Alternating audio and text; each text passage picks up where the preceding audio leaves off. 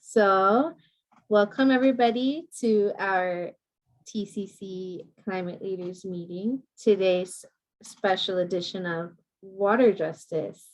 My name is Alyssa Leyva. I am the Outreach Specialist for Public Health Advocates, and I'm happy to be here today.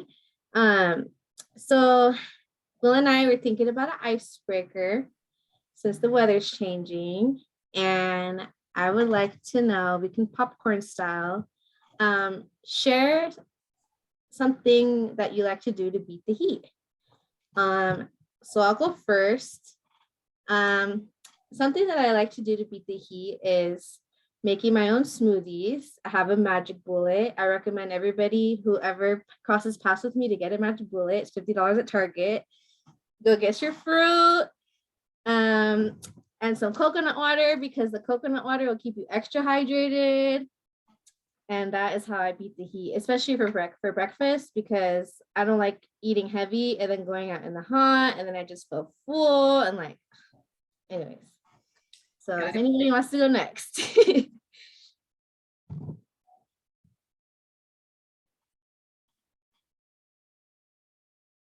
Something I like to do to beat the heat is just like kind of just relax and stay in the fan, drink lots of water.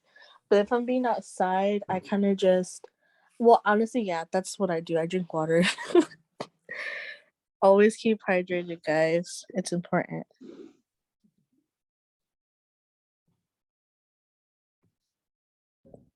I love the summer because I get to eat as much ice cream as I can to stay cool. Oh, yes.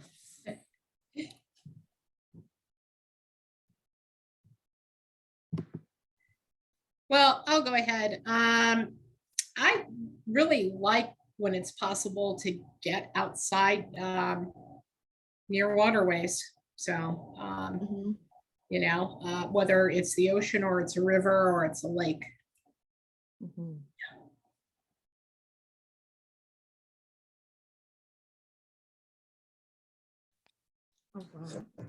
All I do is stay home. After being out in the elements for 4 years, being homeless and intense and dealing with, I got an apartment now and I'm just enjoying what air conditioning is. So yeah, I'm not in that hot air.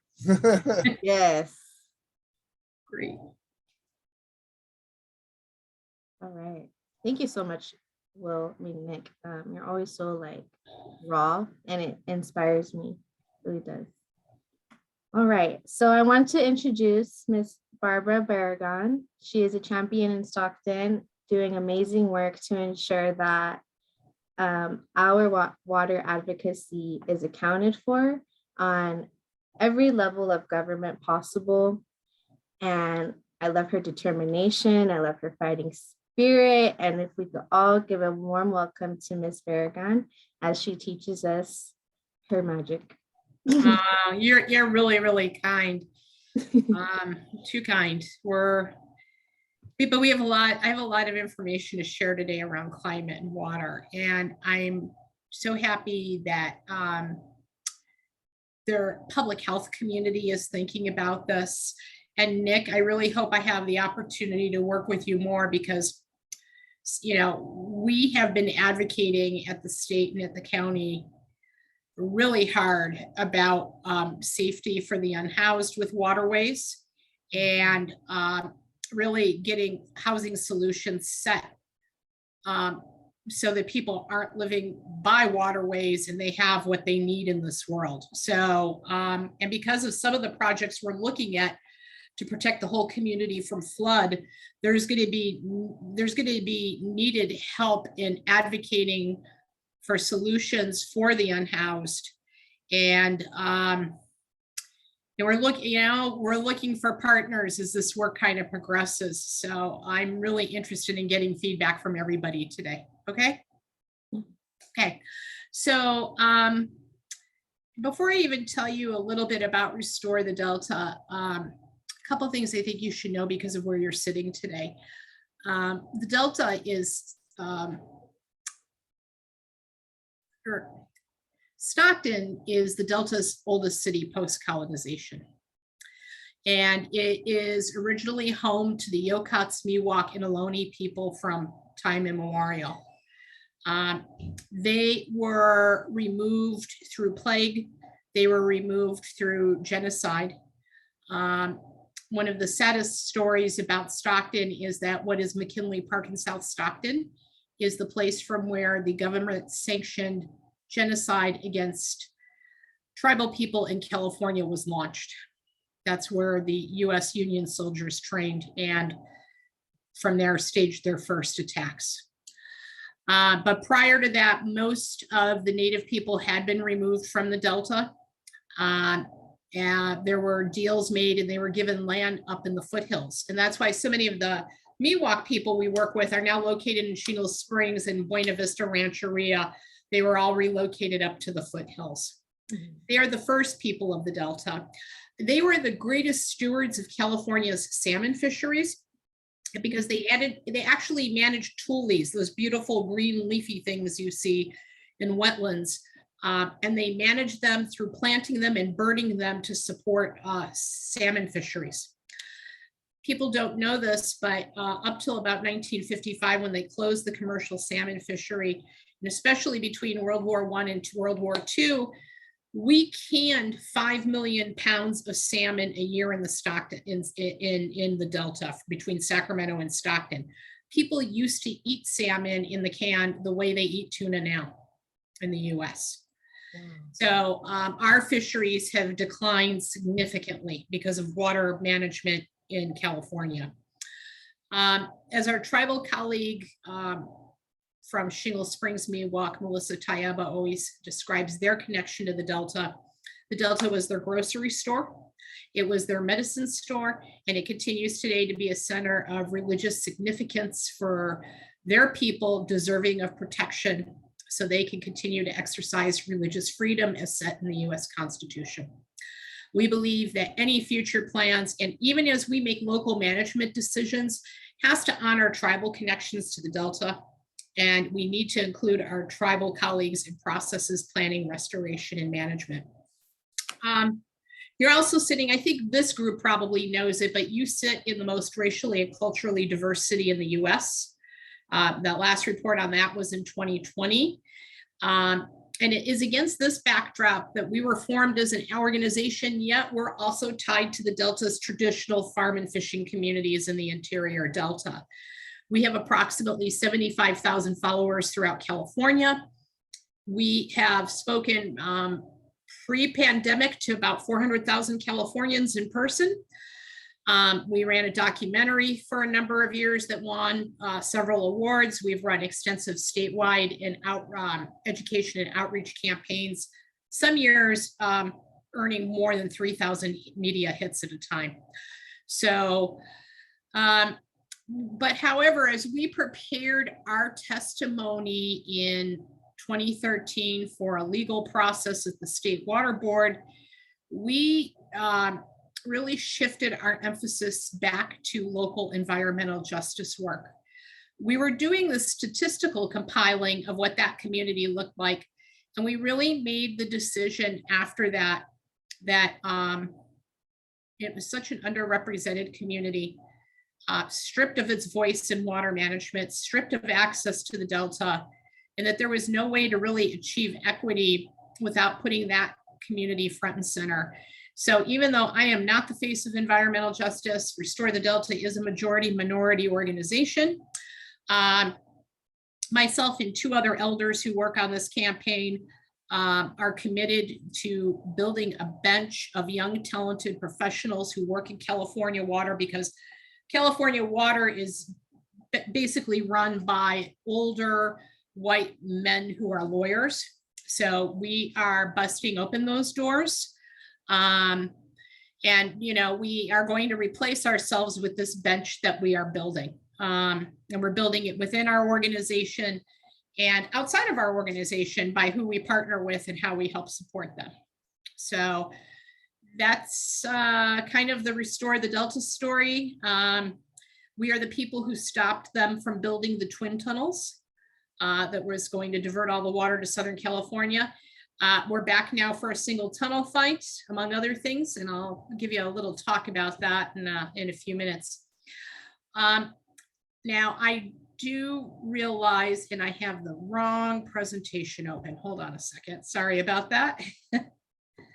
I have like 3 PowerPoints to give in the next day. Let's see. Okay. Yeah. Are you seeing a screen? Or do I need to reshare? I'd reshare. Need to reshare? Okay, hold on a second. Let's see. Nope, I don't want to share. It's this one. Okay. Okay, so this may not be a great question for Nick, but I'm gonna, but maybe it is. Okay. I want you to think about an experience with outdoor water recreation, something that's nature-based, not about a swimming pool, not about a water park, okay? I want you to think about your experience for a moment. Just take a minute here, think about how you made it feel, and then think to yourself about the location where that was. That's an easy one for me, but it ain't in California. Where? I said that's an easy one for me, but it's not in California. That's okay. Tell me, I really want to know where it is. Up in North Carolina, the Waynesville area. They have it's all mountain, but they've got an actual, how do I say it? It's kind of like it's like a waterfall, but it's the rock on it and the angle of it, it makes it a slide. So the rock is actually real slick. So they opened it up for people, and they have lifeguards and all that there too, but you can actually go out onto this rock, and there's maybe 1 inch to 1.5 inches of water running over it all the time, but it's so slick. You sit on it, it's like a water slide, but it's Right. It's not man-made. It's made Nature. from nature. So that's one of my favorite places, that when I'm up in that area. I lived there for 10 years, up to 2008, 97 to 08. And I just, that's the one areas that I love going, is out there and just, enjoying myself, because it's nature's fun versus man-made fun. That's great. That's great. Great story. Who would like to go next?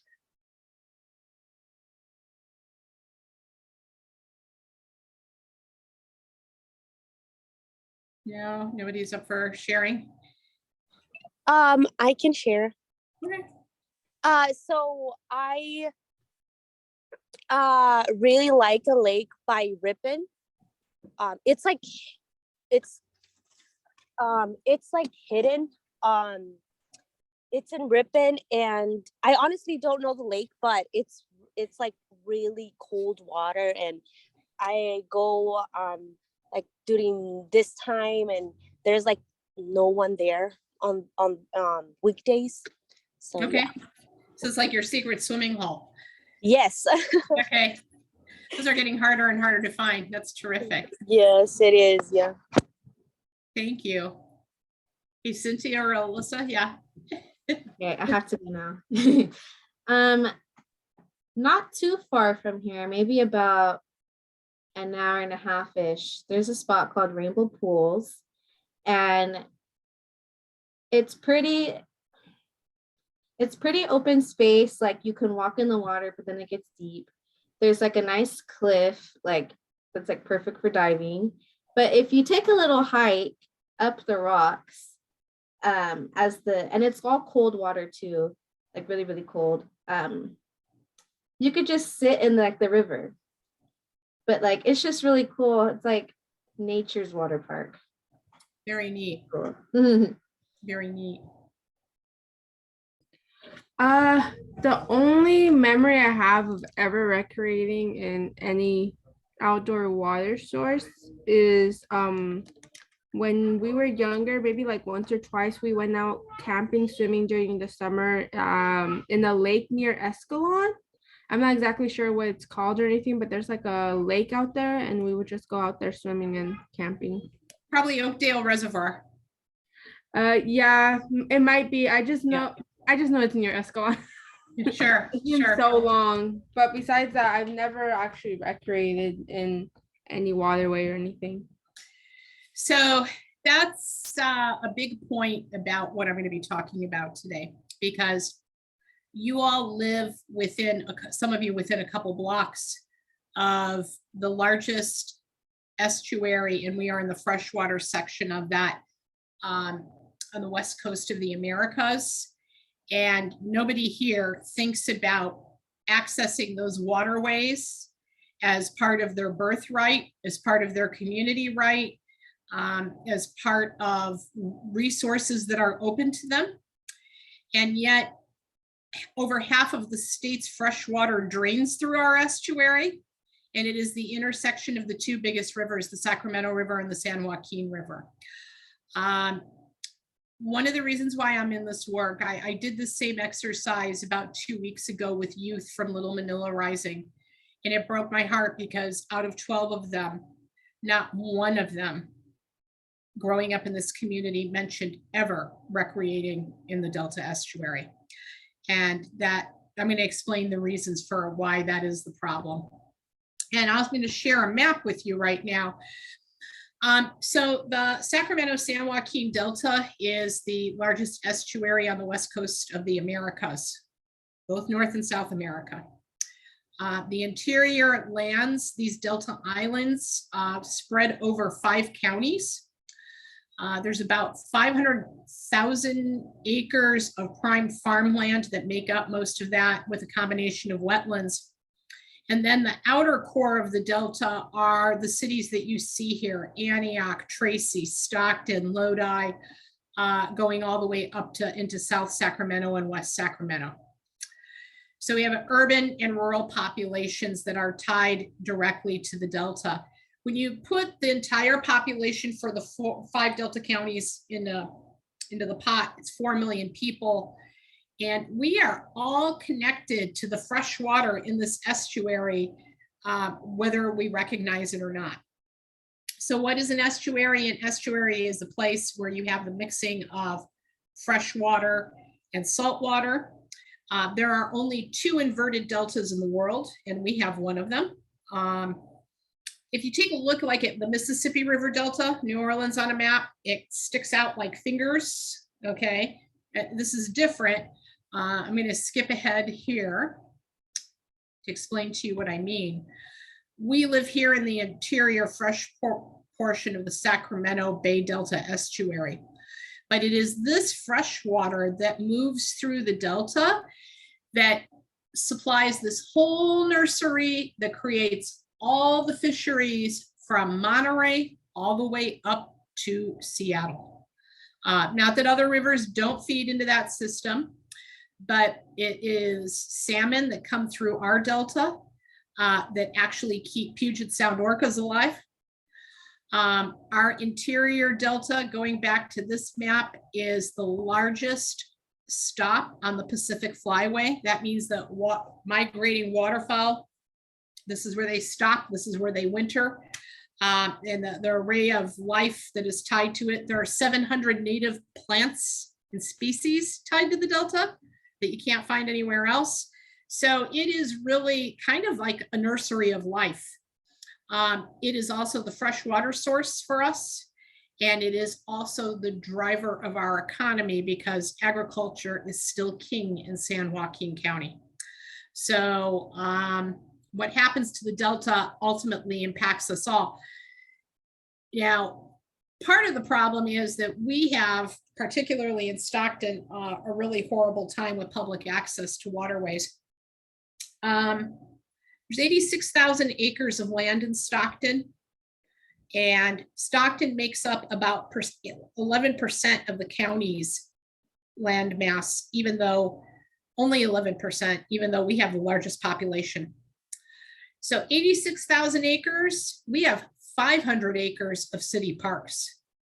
If you put the county parks that are in Stockton in with that number, you still only reach 1,100 acres. And our parks are not curated. They are not connected to the water except for 3 boat ramps. 2 are run down. 1 is closed for construction right now. And for one of them, you must pay money, which is unjust to environmental justice communities to be able to access. But the other significant problem with all of this is tied to water quality problems. Every summer, our waterways turn bright green, and those are toxic algal blooms that are loaded with dangerous levels of cyanobacteria. Cynthia is actually part of our new water quality testing program, where we are recording data for the state so that we can work on getting rid of HABs, but we don't have a baseline. We don't have an understanding as a state right now. And so we're collecting this data so that we can get this problem reversed and stopped. I'm going to talk more about that.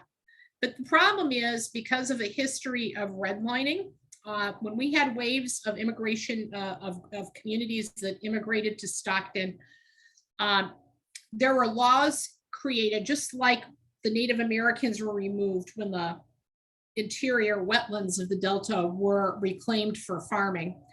Now, let me explain a little bit about what that means. All of these Delta islands were filled with wetlands during the time pre-colonization. And there were tules growing, riparian oak trees. It was a beautiful, wonderful, natural, wild kind of place.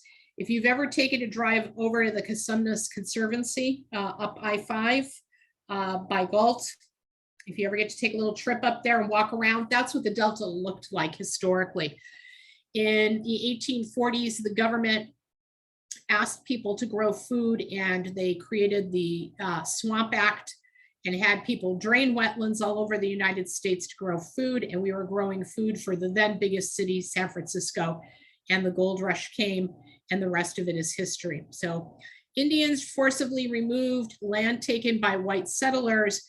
And at the same time, these white settlers wanted to make sure that they held onto their land forever. So their success as farmers was actually created by waves of Chinese immigrants. Most of them do not live in the area any longer, but Chinese immigrants in that time were the ones who knew how to reclaim levees and how to farm these kind of wetlands. And they were becoming very good at it, and they were buying lots of land in the Delta. Hence, we end up with the Chinese Exclusion Act. So their land is bought out, they're forced out of business. The same happened with Japanese farmers. Stockton, which was home to the largest Filipino community from the 1920s through the 1960s, is still a significant Filipino community. The Filipino community was involved in about 90% of Delta agricultural production up through the 70s.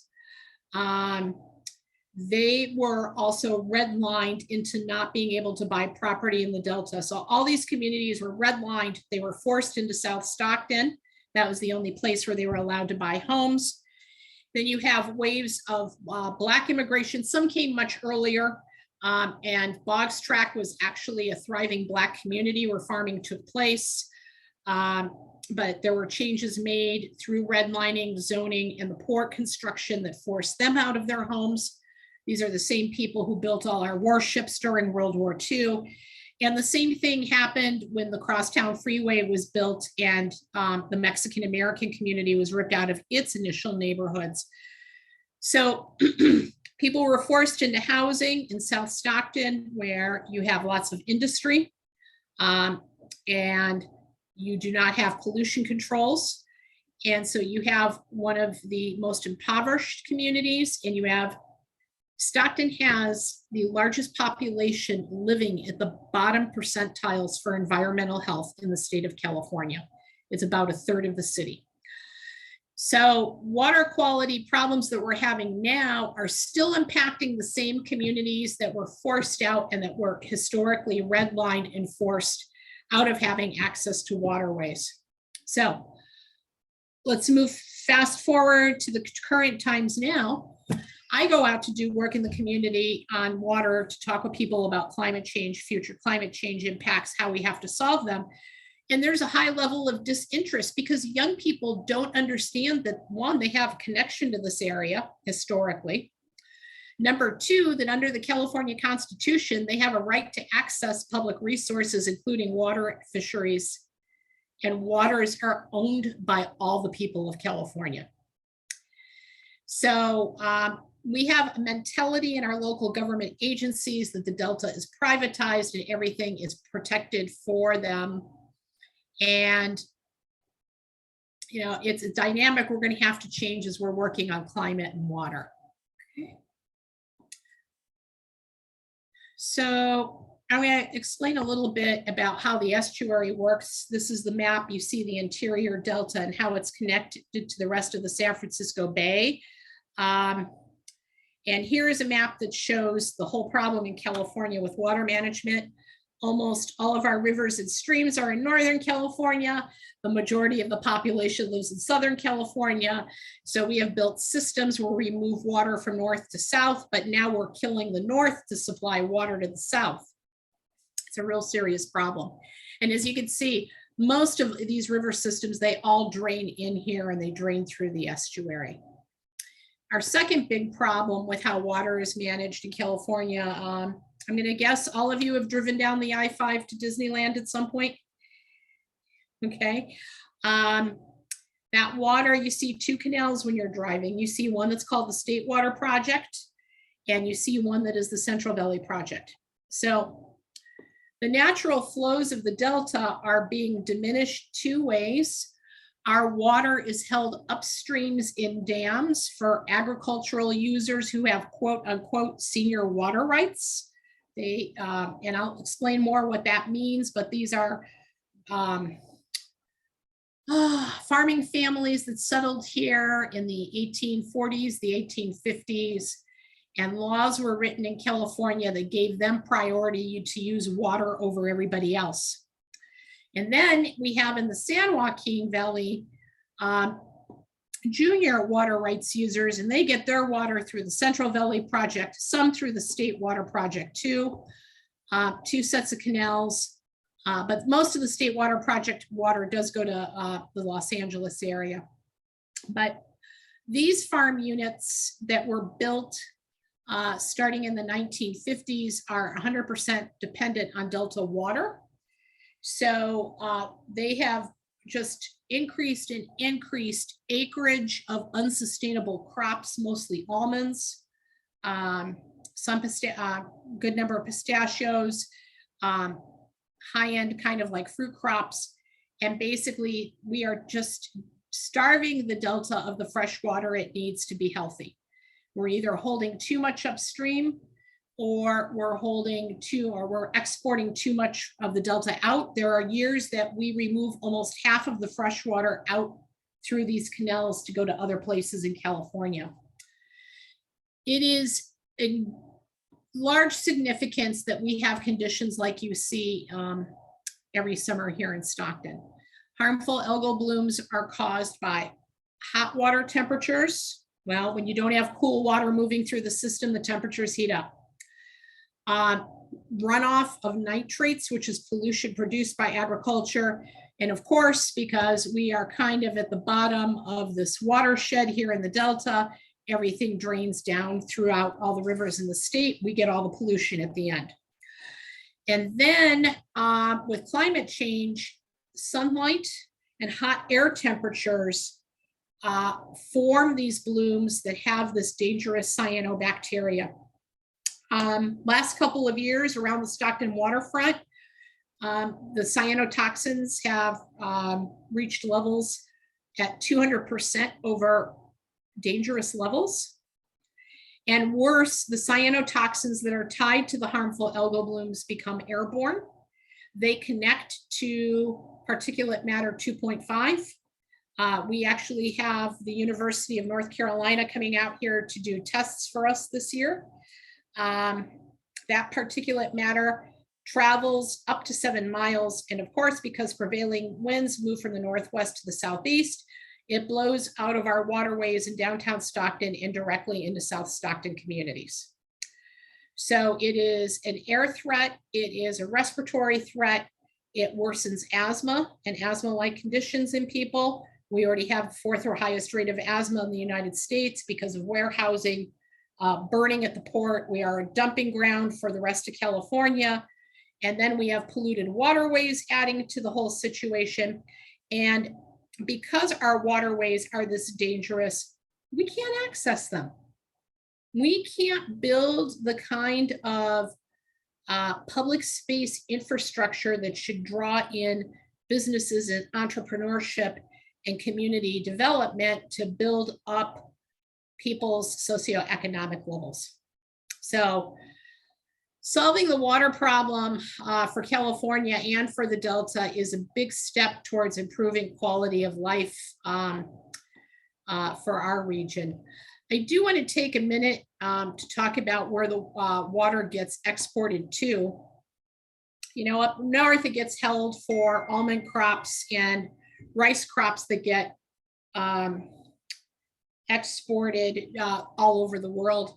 But particularly in the San Joaquin Valley, they like to pound their chest, that big industrial agriculture complex, and say, we feed the world. But what they don't tell you is that 80% of the almonds grown in California are exported to China and Japan and India. I'm not against sharing food with other people, but let's face it, almonds are not an essential food, okay? It's not sustainable. It takes a gallon of water to grow one almond. And because the market has overdeveloped, we have 1.35 million acres of almonds planted in California. This year, after 2 years of extreme pollution, 46 incidents of harmful algal bloom outbreaks, and dying fisheries with 95% mortality rates. This year, we have 1 billion pounds of almonds rotting in storage bins in the San Joaquin Valley because with the supply chain issues, the ports have decided it's more important to put consumer goods and send back to ships, and they just keep holding off on shipping the almonds. So how water is managed and where it's going and to whom it's benefiting it is just one of the greatest injustices in California, especially because with climate change, our levels of water are being reduced significantly. All right, but here's the problem. We are now going to be in the future in drought with critical dry years over 50% of the time. The other half of the time, it's going to flood. We are going to be experiencing whiplash, and you've probably noticed this already. It doesn't rain, but when it rains at dangerous levels, and it's only going to get worse. Stockton, because of its location in the Delta, at the bottom of the bowl between the San Joaquin River and the Sacramento River, is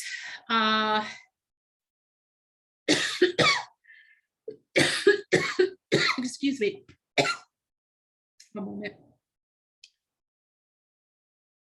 It is located particularly in South Stockton and particularly at Conway Homes. It is the most dangerous flood point in the state of California. The fourth climate change assessment for South Stockton, or not for South Stockton, for the state of California, predicts that there is going to be about 7 to 10 feet of water coming over levees through the San Joaquin River and Walker Slough and French Camp Slough that surrounds Conway Homes in the next 50 years. And other government reports through the Delta Stewardship Council estimate that 17,000 homes will flood in South Stockton if something is not done. So we have significant issues around flood control that have to be dealt with. And here are the problems and here are the inequities.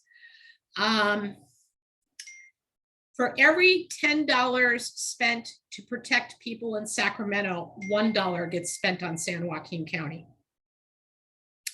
It may even be worse now. We worked very hard to try to get flood budget money in to start planning out projects. We have a wonderful director at the San Joaquin County Flood Authority, Chris Elias. But we do not have the adequate or strong political leadership that we need. We have indifference from one party, and we just have fear to move from the party we think we all support. And so we're not getting help from anyone at any level to get these flood protection projects moved out.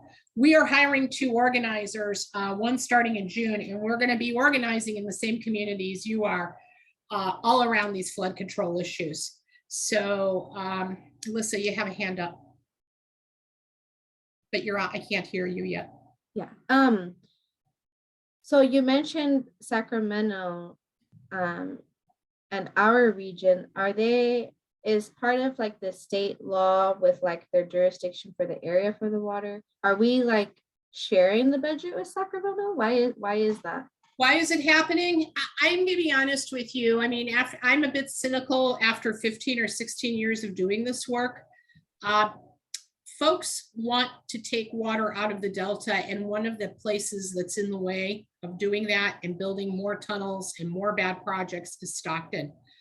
I think it is politically expedient for the state to keep us weak, because then we are that industrial dumping ground.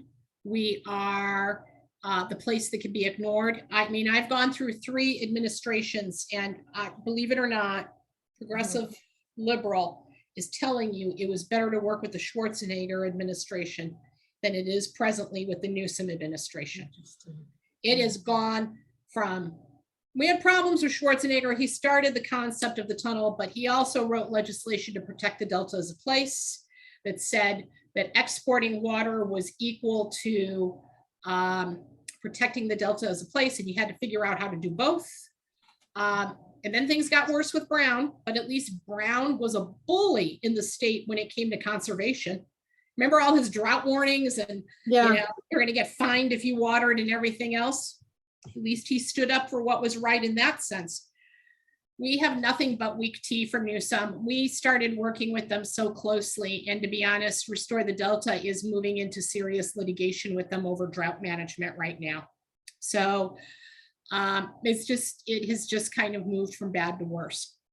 So the reason why we're bringing an advocate in is because we need to build a political base through our disadvantaged communities that's going to stand up and say, look, we deserve flood control. Because if you look around the United States, Houston, New Orleans, what happened in New York, EJ communities are always the first impacted by flood because housing is built in floodplains because the land is cheap. And that's what happened around Van Buskirk.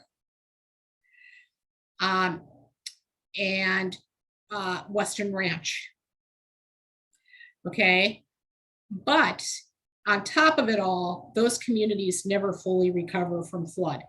You know, think about New Orleans, the French Quarter recovered, the 9th Ward never completely recovered, and those people got scattered throughout the United States. So same thing happened in New York. And then what complicates matters even more, where we're really upset with the county is, you know, you're all going to have to educate me, because I have heard that the count for the unhoused is truly a number of between 5,000 and 7,000, but the county is only reporting like 1,800.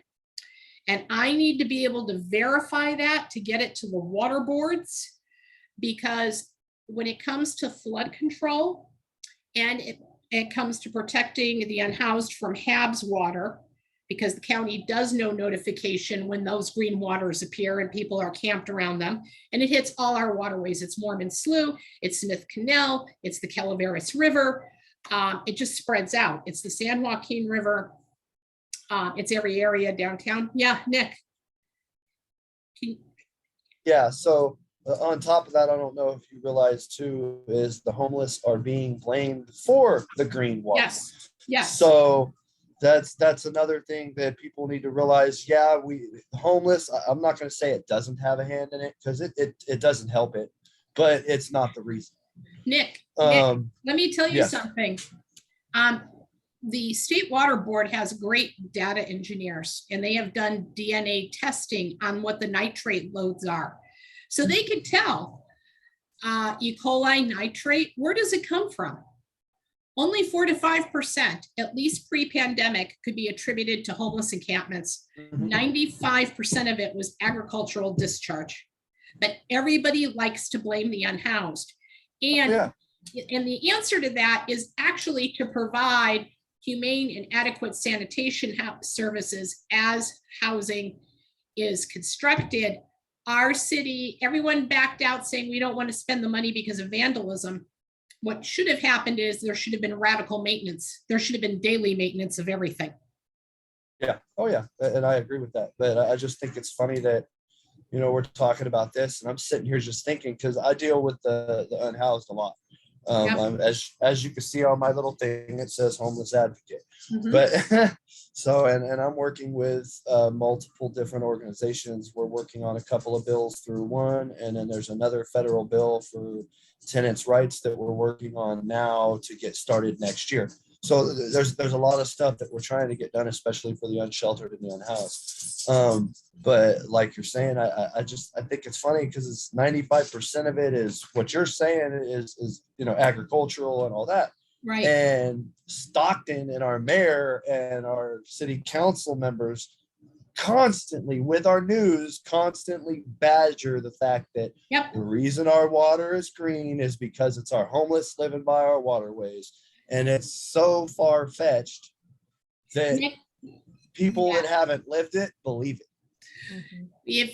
We have written some really hard letters to the county. We wrote an 18-page letter and just shamed them last year. It didn't change policy with them, but it woke up the state. And so I hope after this we could connect, because the other part of our work is we want to get handouts to people who are unhoused so that they understand how not to interact with the green water, because we do not, look, it causes nerve damage, it causes liver damage, it can kill people. And so we worry about that as well. Oh yeah, absolutely. I would love to get out there and help y'all get some stuff out and get, you know, information to these folks. Good. That would be awesome. That's terrific. I'm glad to hear that. So we have these two extremes and we're fighting these two battles at the same time in California. We're fighting what we need for flood protection. We're fighting what we need for water quality to clean up the cyanotoxin and to restore our historical legacy, those 5 million pounds of salmon. Because the tribal communities we work with north of the Delta are still dependent on those salmon returns for their cultural, spiritual, and religious practices. And, you know, their way of life is fading. I visit them and I have their elders crying that their kids are not going to have what they've had. And then my heart breaks because I think about how alienated our youth are already. And I don't wish that on happening to another community. So, this part of the presentation gets really technical, but every year the governor has constitutional powers that allow him to do away with Delta water quality standards so that they can export water under drought emergency declarations. So the problem is we're managing the system every year under a drought emergency declaration instead of planning for a changing climate. And where government agencies, particularly Department of Water Resources, really failed the last couple of years. And get a load of this. When we were writing our testimony, when I told you, when we started back on EJ issues 2013, 14, 15, we testified to the state that their planning was all wrong on climate change and how much water there was to share. Because with climate change, where the headwaters are in the northern part of the state, soil is drying out. Makes sense. It's hot all the time, right? And it's raining less. And snowpack is about 10% of what it's been historically. Because the snowpack up in the mountains used to be where all our fresh water was stored in California. So, and when it gets hotter earlier, what happens? The water evaporates up there. It doesn't run off into the rivers anymore. So we're telling them all this.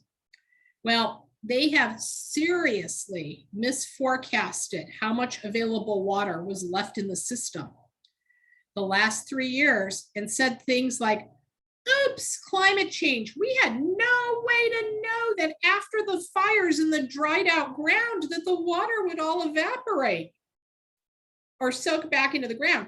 And literally, I'm testifying at state boards like, look, we have a young scientist on staff and a policy science analyst. And if our small, scrappy group could do a literature review and figure that out, how come the Department of Water Resources couldn't figure it out for their planning? And then usually at that point, running through the back of my head is Michael Jackson's "They Don't Really Care About Us." Because if they cared, there would be more meticulous planning in California. Their answer is they're going to move everything from the north to the south and kill the watersheds along the way. This is statistical data of where the dams were. This is actually in April, where they are in terms of how filled up they are in terms of their capacity compared to the average. This number is much, much lower now. We are down to about 20 to 30% of our historical averages for this time of year. And so this year, drought conditions are going to be significant. I'm very worried when it gets hot about what's going to happen with harmful algal blooms really exploding this year. This photo shows that at the beginning of April, snowpack was 38% of average. By the beginning of May, it was 4% of average. So we are failing to plan because right now, May and June is when the snowpack is supposed to just start melting to fill our rivers and reservoirs. There's nothing to fill it with. Again, drought and flood are two sides of the same coin. Climate change pacts with the Delta are going to mean more extreme floods, reduced runoff, warmer water temperatures, and reduced flows that will alter environmental conditions, and how much water we could share with other parts of California. This kind of recapitulates, I think, what I've already explained to you about what causes harmful algal blooms. One point I forgot to, and this is a really great picture of what they look like. One part I forgot to tell you about is that the cyanobacteria accumulate in fish. Why is that a problem? Because we have 40,000 people in the Delta, probably about half of them in San Joaquin County, who fish for sustenance. They don't fish because they're guys who just like to go fishing. We have those people too, okay? We have people who are fishing, and those numbers increased during COVID to put food on their table. And this would be a really interesting project for public health advocates to get involved with. Two areas. One, we have problems with Delta fish being contaminated with high levels of mercury because of the legacy of mercury from gold mining that sits in the Delta. Mercury was used for gold mining. It ran all upstream. It mixed into our soils. When you put nitrates in with mercury, it becomes highly dangerous and toxic. So, but forget harmful algal blooms. It's only safe for people to eat fish 1 to 2 times a month out of the Delta. And I know from outreach I did 10 years ago with Head Start, 10 years ago, 15 years ago, that there are families that will eat fish out of the Delta 2 times a week instead of 2 times a month. But then you add in that our homeless and unhoused population exploded. A lot of those people will fish for food. And then what's worse is when I see them fishing near these toxic waterways because the cyanotoxins accumulate in the fish tissue. And public health advocates, if you are interested, there are ways for me to plug you in with the departments that are working on what they call TMDL, total mercury daily load, and other groups so that you can do outreach throughout communities about what is safe to eat in the Delta and not to eat, and how to get those advisories and that information out to people. Mercury poisoning, especially in kids, causes brain damage, causes miscarriages in women. It's a neurotoxin. There's a lot of problems with it. So it's another public health threat. So I always think this is a really important slide. Right now, there's a 1 in 50 chance that you will lived through a flood in the Delta, but today's kindergartners, there's a 1 in 5 chance. And that shows this was a study that was done by San Francisco Estuary Institute. And again, levee integrity is really important. And we have an equity in our levees around the Van Buskirk area. If you go up behind the Van Buskirk Center and you look straight across to Western Ranch, 2 different reclamation districts, you'll see that the levees on the Van Buskirk side are about 10 to 15 feet shorter. But yet that's the community that's going to flood first. Now, we do have money coming in from the Army Corps of Engineers to improve that levee. They sat on it locally for 15 years, and I literally had to run a media campaign with national media and yell at people to bring up the environmental justice implications of this. But thanks to Chris, the new good guy at SJAFCA, it's getting done. So that is a victory for us. If people want to read more about flood and drought and water quality, we have a report online at our website. That's for people who really want to move into great details about it. I don't want to spend a lot of time talking today about the Delta Conveyance Project. It's coming. We're going to do another environmental impact report. And if you put that on top of reduced flows for climate change, I believe that they're going to say that basically Stockton is going to become a saltwater city. But if Stockton becomes a saltwater city, what happens to our agriculture economy? Where is the replacement economy? Because 1 in 5 jobs here is still tied to agriculture production. They're not doing the socioeconomic planning that comes with changing the complete natural resources of a region. So that is another element that we are working on. We will be asking people to help with petitions and comments throughout the summer and into the fall. So stay tuned because it's coming. It's important. So I want to talk with you a little bit about the projects to reshape the narrative that we are going to be educating the community about to build this kind of political powerhouse to actually get them done. One is in the redesign of Van Buskirk Park. We are advocating, and SJAFCA agrees, the flood engineers, that we have to build in multi-benefit flood protection. When there was outreach done originally by the city last round for the redesign of Van Buskirk, they only took in what people said in the community, how they wanted the park to be completely managed. And that's important. That's 2/3 of the story, okay? But we kept going to the city and we kept saying, look, you can't just count on levees. You have to have nature areas where water spills over so that when the flood comes, you can absorb the water. Now, Van Buskirk's at the bottom of the bowl. It is not the only place where you need to have this flood protection. In fact, I'm going to go back. Let me go back to this map. The Delta from the beginning. Okay.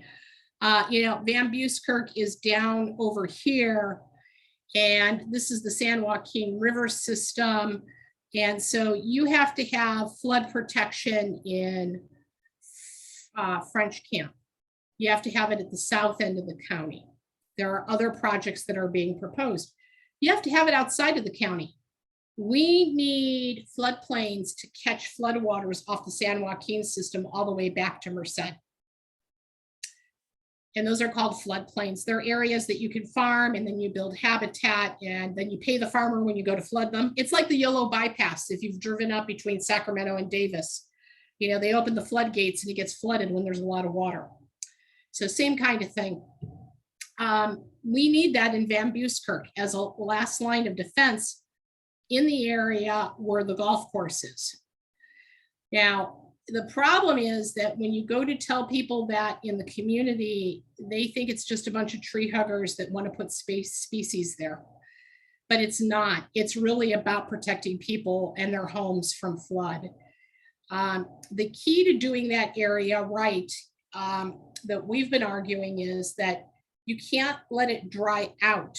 If the city had the right to divert water to flood the golf course, then the city should have the right to divert water to keep that nature area watered in the dry times, so it doesn't become a fire hazard. And really, if it's done right, that becomes an area with trails. That becomes an area with a nature center where you could get kids out and teach them about Delta native species and what their heritage is, and kind of reconnect them to the natural world. You know, at the end of this, I'm going to talk a little bit about nature deficit disorder. It's a real thing with kids. Mental health, physical health, social intelligence, school performance, all increase when kids are reconnected to the natural world. So that's part of the story for Van Buskirk. And then the rest of the area can be designed as the community wants. Another thing, though, we're also advocating for is on the Walker Slough side behind Van Buskirk. We want water access for the community. There should be a fishing pier. There should be a place to get kayaks. Their answer was to put a man-made lake in the inside of the park. And we're like, no, that's not the natural world. The reason why you have kids running back and forth between Western Ranch and Van Buskirk and drowning in the waterways is, everyone knows this. You have water. What's the first thing water attracts? Children. Okay. And people are always drawn to water, and they always go to places with water, whether they're supposed to be in there or not. Think about kids sneaking into private lakes and quarries and everything else to go swim. So the best way to keep people out of trouble is to give them well-managed, well-curated public access. Have canoes, have kayaks, have fishing, have paddle boats. Get people engaged back with their waterways and connected to their waterways. Teach them about river safety. We think that that's a much better use of some of that space on the other side of the levee. I mean, if you have it in Sacramento, if you have it in El Paso, if you could restore the LA River, which was a cement concrete stab, if you have it in Reno, why can't you have it in Stockton? So we're going to do a lot of education and outreach around that. And then our second project that we're really interested in downtown is to restore the watered part of Mormon Slough. And the reason why we want to restore that part, and this is where we're going to need help with housing and unhoused advocacy groups, is there is the possibility of taking a pipe from Stockton's new wastewater treatment plant, which is going to spit clean water back into the Delta, pipe it up into Mormon Slough, and then slightly increase water flows in the deep water shipping channel to create circulation to get rid of the harmful algal blooms. We also would add that such a restoration project this is all public land, government land anyway.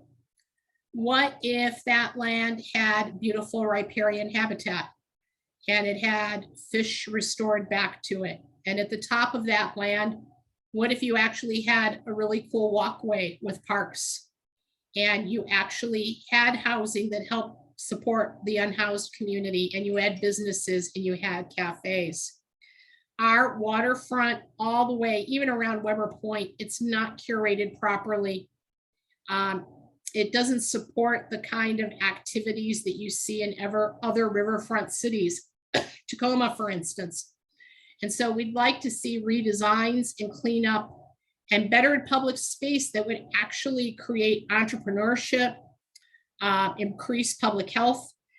You know, the Port of Stockton right here is our major source of air pollution in California, or not in California, in Stockton rather. Half of the state's agricultural waste is burned through one plant there, creating the particulate matter that we live with. One of the offsets for that is a lot of tree planting. You know, if we restored Mormon Slough, and then if you go to the dewatered part of Mormon Slough, there are ways to get water back into it little by little over time, But there are also ways to clean up that land and that soil, rewater it, and really make it a community where there is housing and community that is being rebuilt. The reason why I, though, have to say this, and where I really want to be able to work with the unhoused and housing groups, is if this is done wrong, it becomes a gentrification project. If it's done right, it becomes a community project. So we are working on creating legal entities like joint power authorities and foundations to support flood control projects so that we can get community groups to the table to create what they want there to lift up the community, not have it be dictated down. So those are some of the big projects that we're interested in working on locally. And then last,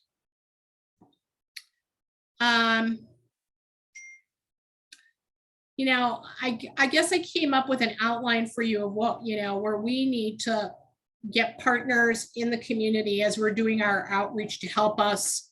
We need to advocate for healthier restored estuary that serves everyone, not just rich landowners in the interior Delta.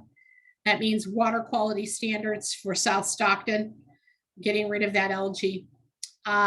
We believe we want, you know, land and water also to protect the cultural and religious practices for California tribes.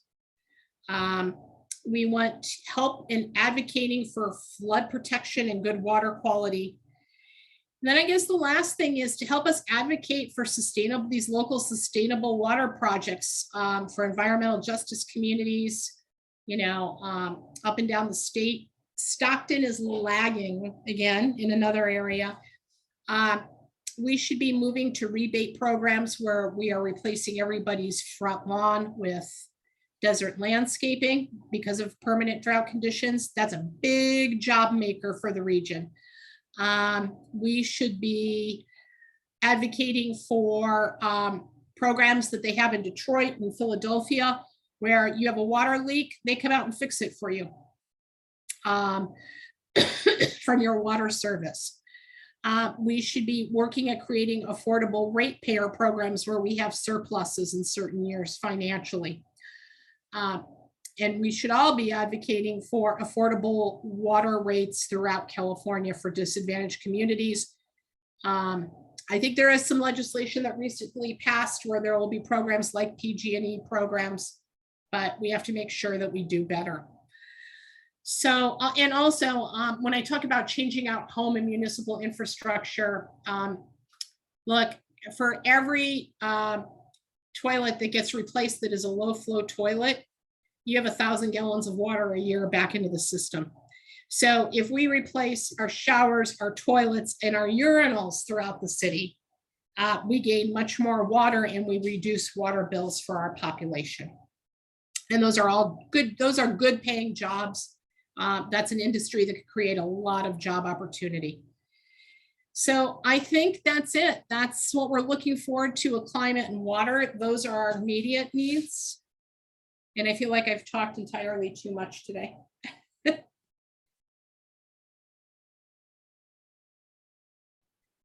Wow, so much micro level detail that just goes into, wow, thank you.